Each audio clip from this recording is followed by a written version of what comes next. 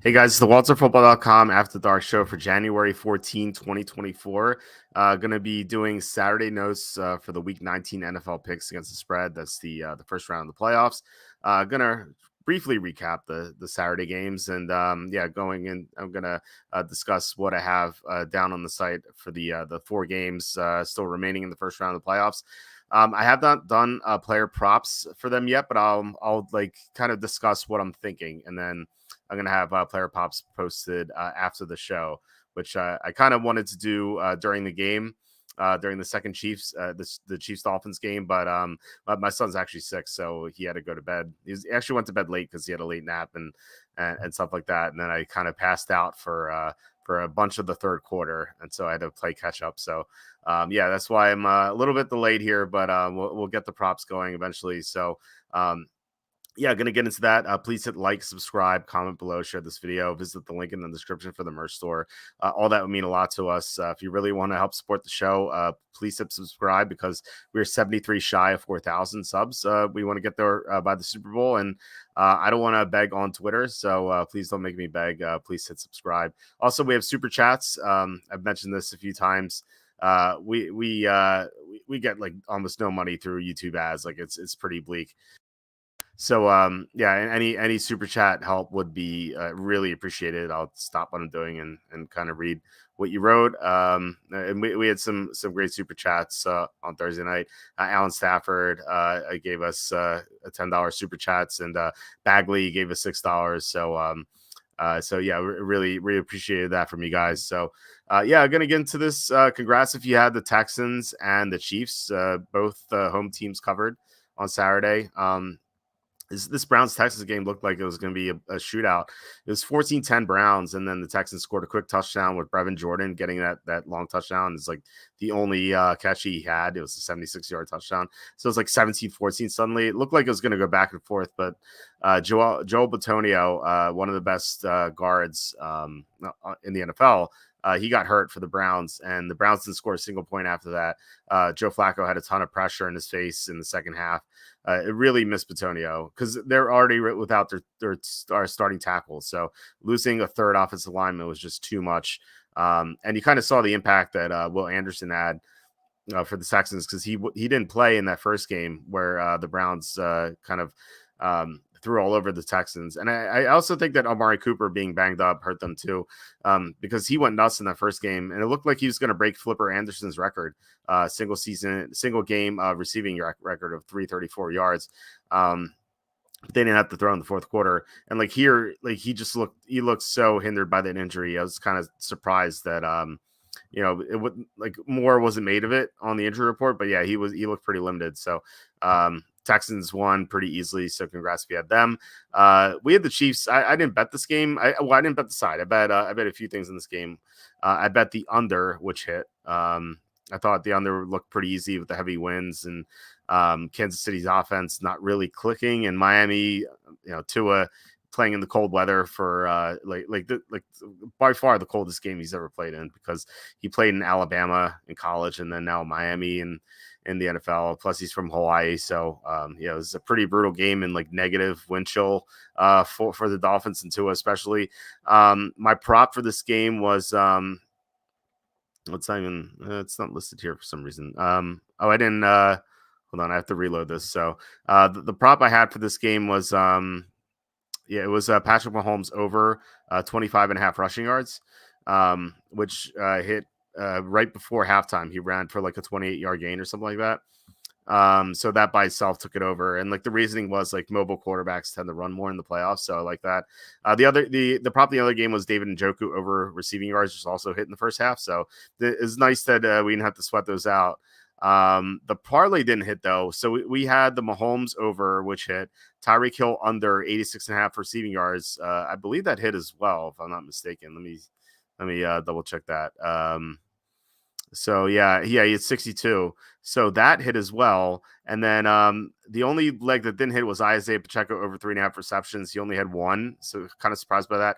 The fourth leg was Mecole Hardman under 13.5 receiving yards. He had 3 or 4 receiving yards. So we had 3 out of 4. It feels like we do that a lot. We had 3 out of 4 legs on the parlay. And Just unfortunate that Pacheco didn't get a few more catches. Otherwise, we would have cashed the parlay. But we hit everything else, so can't complain about this one. We have a couple comments here. Chris saying, Walt, hindsight's 50-50, of course, but I realized today that you never delved into tonight being Tua's first playoff start. I think I mentioned that, or if I didn't mention that, I guess it's my bad. But I was talking about how you can see on the screen here that road underdogs are 11-12 against the spread in the playoffs, so the 6-17 straight up. Road underdogs of 7+ was 5-6 against the spread, which obviously didn't really apply here, but still, like it was more than a field goal. So I thought that it was like almost did, but anyway, it's like the road underdogs don't do that don't do that bad for first playoff start quarterbacks. Whereas like the home favorites is where you want to fade, like 6-16 against the spread. Even home underdogs 3-6, but lesser sample size, but still. Usually when these guys are favorites, when you want to go against them. And then CJ Stroud kind of bucked this trend though with the home underdogs, but I think that was more of Cleveland's offensive line falling apart. Northwest Seahawks fan saying, if you were in Miami, what would you do with Tua when his contract is up? I mean, Tua's still like really good. Like he was in MVP conversation for most of the year. I still would build around him. I think you need to add more offensive linemen to really help the pass protection. Just it's so important with him. Like first of all, this injury history, and second, like we've seen his play really break down when he doesn't get the sort of protection, kind of like that what we saw in that Tennessee game, which ended up costing them a playoff game. And like you have to think that if they're hosting the Steelers this weekend, they would have won in Miami. So really bolstering the offensive line is what I would do. I think you're kind of stuck with him. I don't think the Dolphins can really begin from square one or anything like that, and I don't think they need to either. At least a good quarterback, he just needs better protection. Justin saying you played in big games in college and performed well. Yeah, but in cold weather games though, it's kind of, I don't know, it's the first time. And Big Red TLC, thank you so much for the $10 super chat. I really appreciate it. Happy playoffs, Walt. Do you think Detroit run defense can slow the Rams running game? Believe they are number one against the run. Yeah, the Lions have the highest pass funnel defense in the NFL, which is why I really like Stafford, like the Stafford stack in DFS tomorrow. So like Stafford with either Nakua or Cup. It's hard to play both because then you can't get Lamb basically. I guess we could like try to build a lineup and see, but it's still tough. And then play like the Marcus Robinson or Tyler Higbee is the other piece, or Kyron Williams. So I do like Kyron Williams. I think he can have a decent game. Like I don't think he's going to dominate, but he's done well in games against tough run defenses. For example, let's put up let's look at some results. So that Ravens-Rams game, the Ravens are pretty good against the run. They're not number one like the Lions, but they're still up there. Kyron Williams had 114 rushing yards on 25 carries. The Rams-Saints game, the Saints are I think they're top 10 or 12 against the run. Kyron Williams had 104 rushing yards. So this guy's been kind of matchup proof. He's been so good. He's so good after contact. Plus, he's also a really good receiver out of the backfield. So he's still going to be involved regardless. So I like Kyron Williams a lot. I'm playing him in DFS. I think he's going to have a good game. I don't know if he's going to have a great game, but I still think that he could have a decent performance. And I mean, he's been one of the major catalysts for the Rams doing so well late in the year. Like they didn't have any sort of running game when he was out. It was like they're trying like Royce Freeman and who was the other guy? Oh, yeah, Darrell Henderson. These guys were so bad compared to Kyron Williams, and like this, Kyron Williams is great. Like I think he's going to be a first-round fantasy pick next year. Kenny actually brought up that question to me on I think it was on Wednesday where he asked that, and yeah, I think he will be. I think he's just such a well-rounded player, and he's in a good offense. So. Yeah, I like Williams a lot. Like I said, I'm playing him in DFS. So yeah, Big Red, thank you so much for the super chat. So let's get to the actual Sunday games. Actually, there are two. This first one. So this is the first on the list. It was scheduled for 1 o'clock Sunday. Steelers at Bills. It got moved to Monday 4:30 because of the weather. The governor postponed. Kathy Hochul postponed this game. It was the NFL. Like, I don't think they were going to, but the governor did, and so it was funny that the line dropped to 9.5 because of the weather, and then it moved to 10 again after it was postponed because I guess people are assuming that the weather is going to be fine. I actually wanted to check the weather. I didn't get a chance to do this yet, so on Monday afternoon, I wonder if it's going to be like a lot worse than Sunday afternoon. I assume. Oh, I mean, better. I assume it's going to be better, but I guess you never know. So let's see. Next hours. Let's go to 48-hour forecast. I guess that works. All right. So yeah. Okay. So Sunday at 1 o'clock. It was snow, wind, 24-mile-an-hour winds. Obviously, don't know how much snow, but I guess projected for a lot. Yeah, I like the snow / blowing snow. Pretty funny. And then Monday at 4 o'clock, we get mostly cloudy. So the snow looks like it's going to stop at 11 a.m. Or 9 a.m. Sorry, 9 a.m. The winds are going to be 11 mile an hour. So yeah, it looks like so much better on Monday. You never know though. Like this weather stuff is always tough to predict. I always talked about how like meteorologists, like they tend to get a lot of stuff wrong, and it's because like the weather's so unpredictable. Like I'm sure they have all these models, and they can look at like the radar and everything like that, and yet they still get stuff wrong because it's really unpredictable. So I always say it's like funny where people who handicap the NFL, it's like oh, let's look at the weather and see how it's gonna look, and then I always find that when I do that, like the weather is completely different than what I see, or what's predicted. So, like I said, you just never know, but it is. I think we could say this for sure. Like it is going to be better Monday afternoon than it is Sunday, which is unfortunate for the Steelers. Like really bad for the Steelers. So maybe this New York Governor's kind of saving Buffalo here because like crazy weather games can go either way. Like it's the biggest neutralizer, and like now the Steelers can't really depend on that, and it's going to come down to who the best team is, and that's clearly Buffalo. So Buffalo -10 looks a lot better. Like I moved the unit count down from 5 to 3. And honestly, I think I was not going to bet this game if the weather held up like it was going to, just because like you just never know what's going to happen in that crazy wind. Remember that Buffalo New England game on Monday night when like obviously like the Bills are the better team in that game. Like Josh Allen was like by far the better quarterback, but the Patriots still ended up winning just because of that crazy wind. And so I don't know. I thought we were going to see something like that again. It's going to be like 7-0 or like 14-7 and like a random team won. So I don't know if I was going to bet that game. But now I'm definitely going to be on Buffalo again. And I think I'm going to be on 5 units, just going to make sure the weather is what it says it is. Cause like I said, you never know, but yeah, so I definitely like the Bills here. John saying no longer fading Kansas City if Buffalo wins, 2-day rest advantage. It's a fair point. Yeah.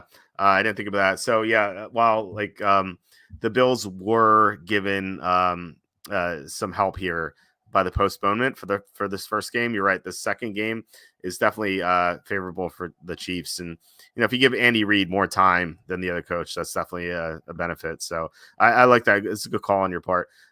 Chris saying what a shame, was looking forward to a Blizzard game. Yeah, I think everyone was. It is a shame because those are always fun to watch. So Red Eye says yes, John. New York governor screws her own state's team. Go figure. Yeah, you know what? It's so it's so funny that like it happened this way. It's like short-term gains over long-term futility. That's what like most politicians do. Like they're out for themselves and their own career, and so they'll do something for the short term that is like beneficial, but like it screws over everyone in the long term. And this is exactly what it is. It helps the Bills in the short term, but in the long term, it really hurts them. So it's pretty funny. John says lived 10 minutes from Orchard Park, drove home in it before the driving ban plan took effect. It's completely whiteout conditions. They made the right call. Yeah, I mean, for travel, I guess they made the right call. I just, I don't know. But Tony came back in the second half, and Tunsil also got hurt. I feel like that evens it out. Did Batoni come back? I feel like I didn't see him come back, but if he did, I don't know if he was healthy. It just they couldn't block at all. Um, I don't think Tunsil exited though. Did he? I thought Tunsil was. I thought Tunsil was still in the game though. I don't know. I'd have to look at snaps, but I was under the impression that Batoni didn't come back, or like if he did, then like the blocking looked so much worse in the second half. Like something definitely changed there. Um, Maybe after the pair of DTTs to prepare injury to prevent injury, but he seemed like he shook it off for the most part. That could be it. Patriots won because the Bills didn't realize Josh could throw it through the wind until the second half. Still bitter. Yeah, that was so frustrating. Like the Bills, for some reason, weren't throwing it with Josh Allen in that game, and it's like well, this guy has a great arm. He could definitely cut it through the wind, and for some reason, the Bills didn't realize it. The Leftorium says, Walt, just wanted to say I've been reading your site for over a decade and it's an invaluable resource. I'm a smarter football fan. Thanks to you. So thank you. Thank you for saying that. Really, really appreciate it. Nice reference to The Simpsons there. But yeah, thanks so much for saying that and watching and commenting and everything. Really appreciate it. Chris saying Sean McDermott's a good coach, but I don't know if he's a great coach. Yeah, he tends to make like some mistakes, like some like big mistakes once in a while. I think overall he is a good coach. I think you're right, but like sometimes it's like, what is this guy doing? Like, I don't know. It's not even stung hard here. I don't know. I'll take your word for it. I don't know. I'm right outside of Philly, so it was super windy here today, for what it's worth. Not that means anything. There's no playoff game here in Philly, but maybe Watt can play. My bro's a fan and he's hoping. I haven't heard anything about Watt being able to play, but that's also a good point. Like, but the problem is like he was ruled out early in the week, so it's I think it's gonna be tough. I don't see him playing, but it's a good thought. Like any postponement really helps players. Like I also wonder if like Gabe Davis could maybe play. So I don't know. I'd have to like look at it. Chris says as of 7 hours ago, the report is Watt won't be back. Okay, well there you go. John says she's a Democrat. Of course, she only thinks of the short-term benefits. Yeah, I think she was the governor who took over for Cuomo, and she just got voted in. So, yeah, I don't think she's doing a good job overall. So, all right, let's get to the second game, which is actually the first game on Sunday now. It is the Packers and the Cowboys. This line has been 7. I'm thinking about locking this in. I don't want this to fall to 6.5 because it's already down from 7.5 to 7. Sharp money's on the Packers. It was at least at 7.5. It hasn't been at 7 yet. But I could easily see the Sharps also taking the Packers at 7. I think the Cowboys are overrated at home. I said this on Thursday. Like I love fading like bad narratives, and like the narrative here is that the Cowboys are great at home. Like they're so invincible at home, and like this is why they're favored by 7, which this is way too high. Their home games. I forgive me if you heard this on Thursday, but their home games were against the Jets, the Patriots, the Rams, who were missing a lot of players in the game. Stafford got hurt. The Giants, the Redskins, the Seahawks, who almost beat them. Remember, that was the game Geno Smith went nuts. The Eagles, who went on to lose to the Cardinals, the Giants, and the Drew Lock-led Seahawks after that game. So beating the Eagles is not a big deal. And then the Lions, who should have won because of that stupid ineligible tackle thing. You could argue this is their toughest home game except for that Detroit game. So yeah, I mean, if the Cowboys almost lost to the Seahawks at home and they almost lost to the Lions at home, or should have, like they could easily lose to the Packers at home. It really depends on how well Jordan Love plays. Like he is so inconsistent this year. Like he started great, then he was terrible, then he was great again, then he was terrible. Now he's great again. He could easily go down like with on this roller coaster ride of his. But we'll see what happens with that injury, with the receiving core injuries, because Christian Watson is still questionable. If he plays, like the receiving core is fully intact. I don't know if he's going to be completely healthy, but he's still going to be a big factor in that game. Jair Alexander is also banged up. We'll see what happens with him.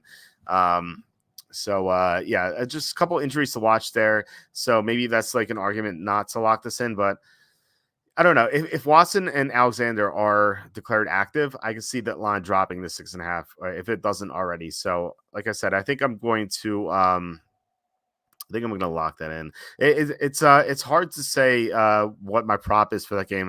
And by the way, the my prop for the Bills Steelers game might be Josh Allen rushing yards. As I said before, quarterbacks run more in the playoffs. The only caveat is if it's a blowout. So that's my hesitancy there. I'm trying to think of like what a good prop would be for that game.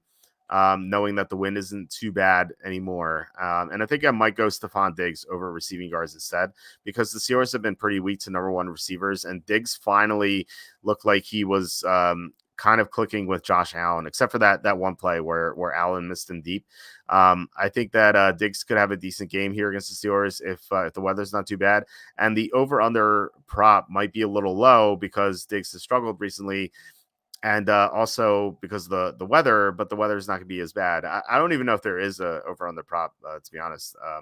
I haven't checked yet. Let me look at Odd Shopper as I talk. And then in the Cowboys Packers game, it's tough to come up with a prop right now because we don't know if Watson's playing. So like if Watson's out, I like Dontavian Wicks over because the Cowboys are weak to outside receivers. But if Watson's playing, that's going to take some targets away from him. So it's tough to come up with a prop right now for that. I might go Aaron Jones. Look, I'm Stephon Diggs. There's nothing available yet. So something like Aaron Jones. I wonder what Aaron Jones's rushing prop is. Dallas, I think, is not as good against the run as people think. Because they've been way up in games, and I don't think that's going to be the case here. Aaron Jones, 75.5 rushing yards. I think that's a little high. I might look at his receiving yards, 20.5 or receptions in that case. If I'm not mistaken, I think Dallas is kind of weak to receiving running backs. Let me look real quick. Dallas against receiving running backs is actually no, they've allowed the fifth fewest receiving yards. So okay, so probably won't go there. I'll come up with something though. I might just go CD Lamb over. Like the number is gonna be high. I bet the number is like close to 100. But the Packers are really weak against slot receivers. It's actually 100. His total receiving yards over 100. The best number is actually 98.5 at DraftKings. So you get a bit of a discount. No, I like that actually. It's high for a reason. Like they don't want people betting this over. That's why they set it so high. Like I said, the Packers are really bad against slot receivers. And there's no weather conditions to worry about. So I just might go with this. You don't have to worry about any injuries for, the Packers have. So I might do that. Walt, you should sub in for what? I don't think I'd be as good, but thank you for the thank you for thinking I could do that. But I don't be a good player. I once I used to play like intramural football, and like I once like I wasn't the biggest guy in college. I'm definitely bigger now, but in college I was probably like 150 pounds or something like that. And I'd play like receiver or corner, but for some reason 1 week they had me like rush the passer because like I don't know, the guys who usually do that like weren't able to play or something like that. And I remember it's just like I never would rush the passer ever. And I remember going against this like huge he's like an Asian kid or Pacific Islander kid. Like he was like massive. And like for some reason I just like ran right into him and he just flattened me. It was like ridiculous. So I wouldn't not do as well. John says Packers beat the Lions on Thanksgiving. Not sure if that means anything, but it was a dome. Yeah, that was like it's crazy how great the Packers can be sometimes and like how terrible they can be. They beat the Lions and then they beat the Chiefs and then they lost to Tommy DeVito. So like they're so tough to predict. But I think the spread's just too high. That's why I love the Packers so much. Or one of the reasons. Plus like the Cowboys are overrated. Jordan Love lost to an NFC South team. The Buccaneers beat him by 2 touchdowns. Love almost lost to 4 NFC South teams. The first game it was week 2 against Atlanta, where they were up 11. I think the Packers were up 11, and then they lost. They ended up losing to the Falcons. Then they beat the Saints. They were down. It was like the opposite. Week 3 they were down in that game, and they ended up winning 18-17. I know they lost to the Buccaneers, and then the Panthers almost beat them too. So It's crazy. Like they dominated the Chiefs, they dominated the Lions, and they almost lose to all 4 NFC South teams. Like it's the variance is insane. Chris says I was doing some research, and over the last decade, 6 seeds are 14-7 straight up, including tonight's loss. That's pretty cool. I wonder why that is. I don't know. Like maybe like it's not the biggest sample size, but I don't know. I don't know why that would be, but that's pretty insane. So I guess that's it's encouraging for the Rams. I guess. I really like the Rams as well. I'll get to that in a second. 6 seeds usually play the 3 seeds. Yeah.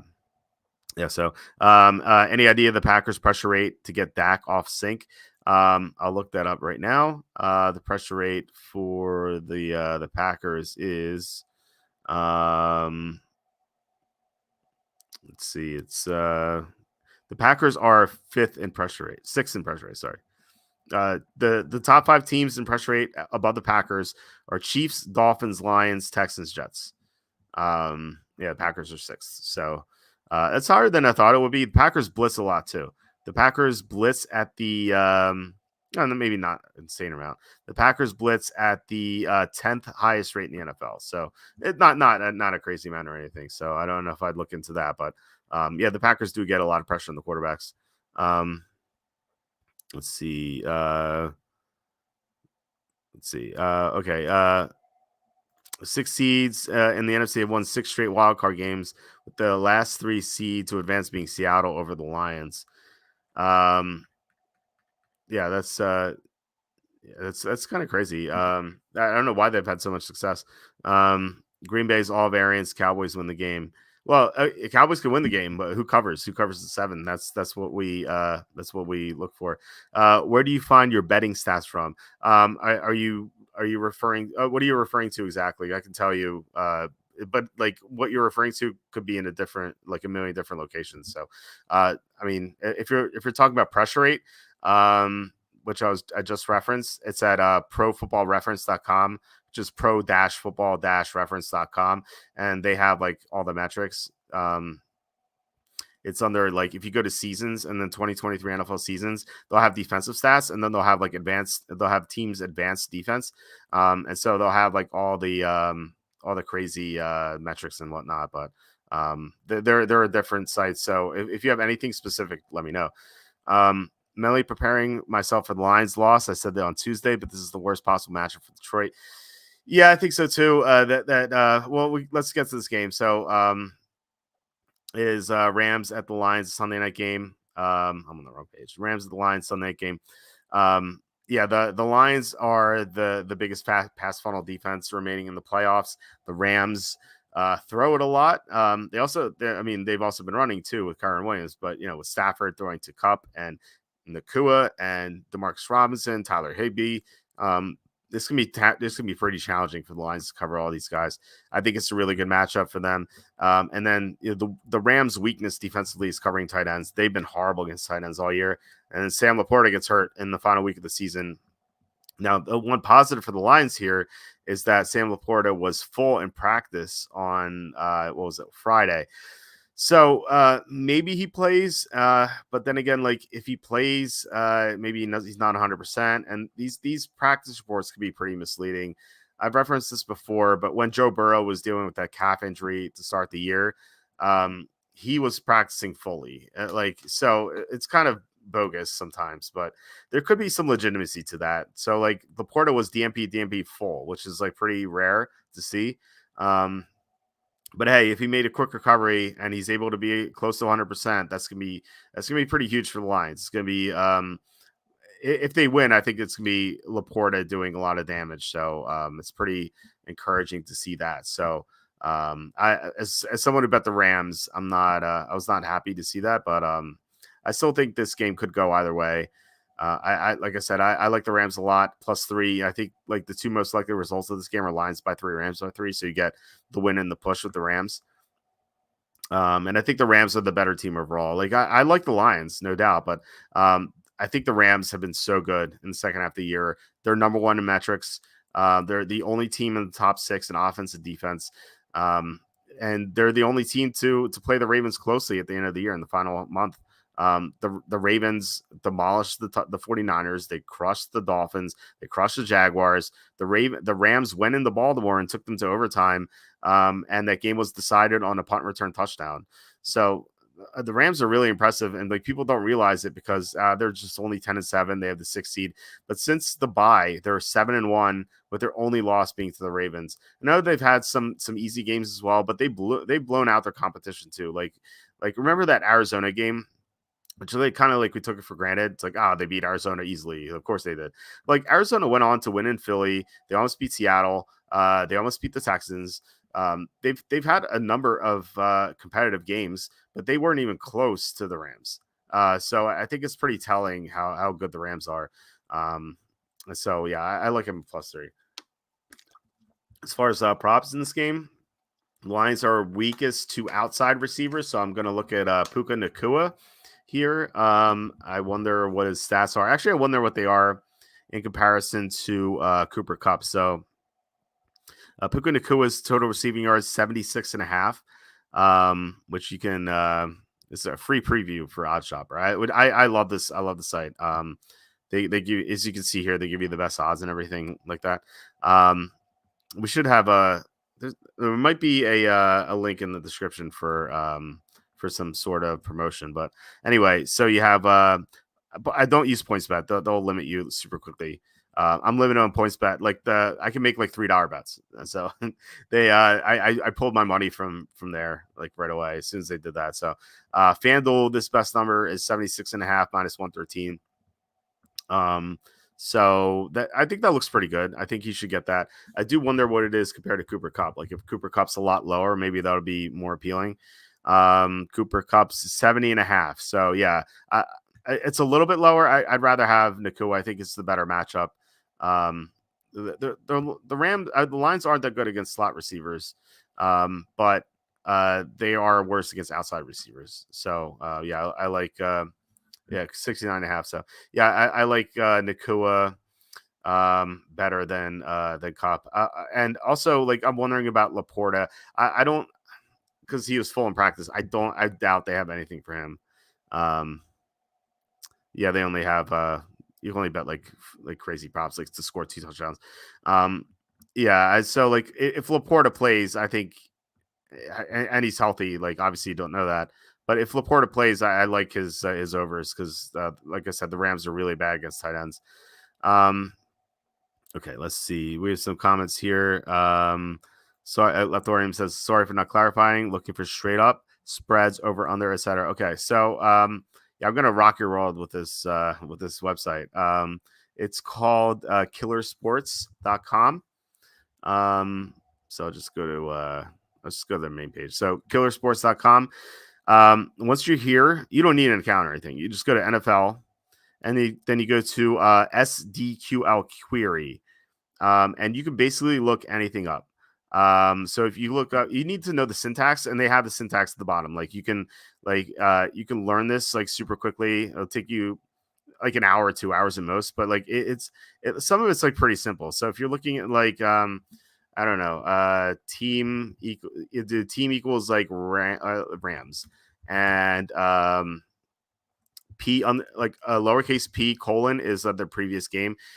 Previous game is a loss, and let's see, and their previous margin, which is kind of redundant, is -9. So like we're looking at Rams games where they've lost and their margin has been lower than 9. So like games where they've lost by 10 or more games, 10 or more points in their next game. So you enter that, and it'll bring up the Rams after losing. This is kind of interesting. I don't know what to make of this, but the Rams after losing a double-digit game are 72-94 against the spread. This dates back to 1989. You can do like, and season is greater than 2009. So since the lockout in 2010, now we get to 30-28. So the Rams are a lot better since then. So like a lot of these, like, don't fall into these traps of like falling in love with trends and whatnot. But like yeah, it's some of it is interesting. You could find some crazy stuff on here, and I think some of it might work. But again, you have to make sure that you're when you find a trend that looks great, you have to ask yourself, is this an accident? And do you expect it to continue? Or is it just or is this like actual, like a real thing? And you have to be able to explain it logically with a big sample size. I think that's what I look for. But yeah, like I said, it's pretty easy to learn the syntax. They explain everything down here. Like it's like it begins here, like team equals bears, site equals home. Yeah, the P colon thing, points, etc. Like you have all this stuff here. You could do shortcuts like H is just home, A is away, W is L, etc. They have all these things here, so you can look up anything you want. Like they have most things. They want to. I don't think they don't have weather or anything like that, but for the most part, they have anything you're looking for. Chris says, worth noting, I reread your write up for that Rams Ravens game. There was a report of the flu going through the Ravens team. Okay, that's interesting. I totally forgot about that. I remember liking the Rams a lot in that game. Yeah, it's a good call. But I do think the Rams are really, really good. I mean, they've been impressive otherwise. The last time the Lions won a playoff game, George H.W. Bush was president. Yeah, that was a long time ago. That was the first presidency I remember, because I remember my parents voting for him, and they were pretty upset that Bill Clinton won in '92. So that was like the first presidency I remember. I was born during the Reagan presidency, but I was 6 when he left office, so I don't remember him quite well. Leftorium says, "Oh, curious about how you find your stats about teams to do certain positions versus receiver one versus tight end one." Okay, so for that, I'll give you these links here. I'll pull them up right now. So you have Rasball has these. So football.rasball.com. And then you could probably find it via some menus, but it's like the link is I'll post a comment with the URL, but it's like defensive dash slot dash versus dash wide dash PPG dash allowed. And so like you can sort by like wide receiver points per game allowed. So look at this. The Rams have allowed the most production to outside receivers, but the Lions can't really capitalize on that. And you have Detroit here, eighth most production allowed to outside receivers. And you can sort by slot, and you get Detroit is 12th. So that's what I was saying. Like Detroit is worse against outside receivers than slot receivers. So you have that for receivers, and like this Rasball site's only good for that. The other stat or the other things you're looking for here is let me pull this up as well. footballDB.com/fantasy-football/point. And then, again, I'll post this in a comment on the video. But yeah, you have you can sort by tight. You can sort tight end, running back, quarterback. I don't like receiver. I'd rather use that Rasball site for receivers because there's a big difference between outside receivers and slot receivers. But here, yeah, you can look at tight ends. You can look at running backs. And if you click on running backs, they'll give you the receiving numbers as well. So I think like that's pretty useful because like usually you can know how well a team does against the run, but it's tough to find receiving running back numbers against teams. And likewise for quarterbacks, they give you the rushing quarterback stats too. So that this is pretty handy. I don't know if you could sort it here. Yeah, you can't sort it on the page. What I do is I copy this into an Excel spreadsheet, and then I just sort it that way. So, like I said, I'll post these URLs in a comment on this video when we're done. So yeah, I appreciate it. Yeah, of course. Just hope all this helps you out. Chris says, last time the Lions won a playoff game, Michael Jordan had 0 NBA championships. That's crazy. Crazy to think about how much has changed since then. Yeah, it's wild. Yeah, Jordan with his 6 championships says 0 back then. Detroit loss is too big of a letdown. What do you mean? What do you mean by that? All right. So the last game is okay. Eagles and Buccaneers. So this line's 3. It's like edging toward 2.5. So if you like Tampa, I would consider locking this in now.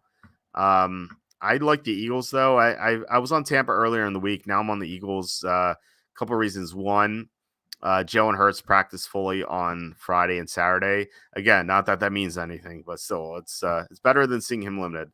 Second, Devontae Smith's going to play. He was practiced fully. I'm more confident in Smith being healthier than Hurts, but still encouraging to see both of those guys healthy. I was under the impression earlier that the Eagles are going to be without both Brown and Smith. And by the way, Brown's out. Yeah, I mean, the fact that Smith is going to be there, I think that's enough to challenge the Tampa secondary. And third, Baker Mayfield it looks like he's in worse shape this week than he was last week, because last week Baker Mayfield was DMP limited and full in the 3 days of practice, and this week he's DMP limited. So it looks like he's he's more banged up than he was before. If I were to guess, maybe the rib injury is better, but he picked up an ankle injury during that Carolina game last week, so he has to deal with that as well. So that might be the reason why he was limited on Saturday. But regardless, like, I don't want to back an injured quarterback, and like, I know that Hurts might be injured too, so this is what makes it difficult. Like, this is not going to be a big bet by any means. But I like that. I like that. I like the Eagles because I think there's a better chance that Mayfield's injured compared to Hurts. So like I said, not going to go crazy with this game, but like a unit or two on the Eagles. Plus, it might be our last opportunity to fade an NFC South team. These teams are 16-28 against the spread outside the division, which is again Leptorium. That's something you can find on Killer Sports as well. So yeah, that's. I like I said, I like the Eagles more than I did earlier in the week, and probably a unit or two. As far as a prop bet here, I'm probably going to go with Devontae Smith or Dallas Goedert. Probably Goedert because I think, like, if Hurts is banged up, I think it's easier for Goddard to get there than Devontae Smith. And the Buccaneers have allowed a ton of production to tight ends this year. They are at least as of week 17. So this is not updated, which again you can find on that site, that Football DB site that I told you about. Tampa has allowed the third most production to tight ends, or at least receiving yards. They haven't allowed a lot of touchdowns to tight ends, but receiving yards they've allowed the third most. So Dallas Goedert over is what I'm looking at for that. I wonder what that is here. Let's see. I'm almost positive they have this. Dallas Goedert over receiving yards would be looks like I don't have Unibet or Sugar House or Bet Rivers. Pinnacle, congrats if you have Pinnacle. You have to be outside the country. All right, Bet MGM 47.5. That seems like a good number. I'm definitely gonna be on that one. All right, let's see here. John says the under hit 7 of the 9 Philly road games and 6 of the Tampa home games this year. That's kind of interesting because the Eagles defense has been so bad, and so is Tampa's. So I wonder why that's so frequent, but that's interesting. Thanks for the info. Chris says, so this is dropped 3 to 2.5 on some books. Thoughts? Yeah, I think there might be some sharp money on Tampa. I don't know why though. Don't always think the sharps are going to be on the right side. The sharps have not done well this year. I think they've a slight winning record, but like overall, like they've done worse than usual. Although they were on Houston today, I'll give them that. But they were also there was a slight sharp edge on Miami as well. And then in week 18, they were really bad. Week 18, I think they were who they have in week 18. It was like some obvious sides I didn't like. Hold on, let me see. So week 18, who they have? They had they had the Bears, which I did like. They got that wrong. They had the Broncos +3. I was on the Raiders for no units. I just didn't like that one. They were on the Vikings at +4. They were on the Panthers +4, and they were on the Ravens. They were 0-5. the 5 high sharp sides in week 18 were 0-5. So yeah, they've not done well. Like I said, I don't know why. I don't know what happened this year for it to be different. Maybe something to do with us too, because like this has been the worst year for me in quite a while. So I don't know what's going on, but yeah, the sharp sides tomorrow are Packers. It was Steelers. I don't know. I mean, things have changed. And looks like the Buccaneers now. So yeah, I mean, take it for what it's worth. Sharps could be right. They could bounce back, of course. They are they are sharp after all. But I don't know. I like the Eagles, but like I said, I'm not in love with it either. So they could be right. Maybe you should just trust the sharps over me in this game at least. All right, I guess that's about it for this week. It's a short slate. Thanks so much, guys, for watching and commenting. Really appreciate it. Thank you so much for Big Red for this great super chat. Really appreciate it. Thank you so much. But yeah, going to be back on Tuesday with Jacob to talk about the divisional round of the playoffs. And same schedule as always. Next week, going to have DFS on Wednesday. Thursday on going to do Thursday thoughts with quacky takes, and then again back on Saturday. Carter says PFF makes it look like sharps are slightly on the Eagles. Interesting. I'm not. Well, I'm seeing the line movement toward Tampa, and that's what's telling me that the sharps are on Tampa. But I don't know why they would be saying that. How do you determine sharp action? So it's betting tickets versus line movement or money amount of money where that's going. So there's multiple sites you can use for that. So you can use like it's like sportsinsights.com. There's actionnetwork.com. There's wagertalk.com. All these sites have and even like I think DraftKings has this as well. Like they'll tell you how much the percentage of bets are on a side, and then you can see where the line is moving. So if there's like a higher percentage, say for example, there's like 75% of the bets are on the Eagles, and the line moves from 3 to 2.5. It's like you got the one they're like, oh, who's moving this line? It's definitely someone with a ton of money, which is usually a sharp better. Demetrius says the Lions lost to Stafford is 30 for 30 material break the curse. Yeah. I know, but maybe that puts more pressure on them. I kind of wonder that as well. Like there might be a lot of pressure on the Lions in this game. They're favored, and yeah, it's like oh, if we lose to Stafford, like we can never live that down. I don't know. It could be pretty rough. Chris says, I hope you're right. I don't know. I mean, I worry about the pressure for that. It's almost like an Aurora Snowmo game in the playoffs, which is weird. Big Red says, good luck to everyone. I agree. Good luck to everyone with your bets, etc. We have SGP same game parlay for Sunday and or Monday. Yeah, I'll have a same game parlay for the Sunday night game and also the Monday night game.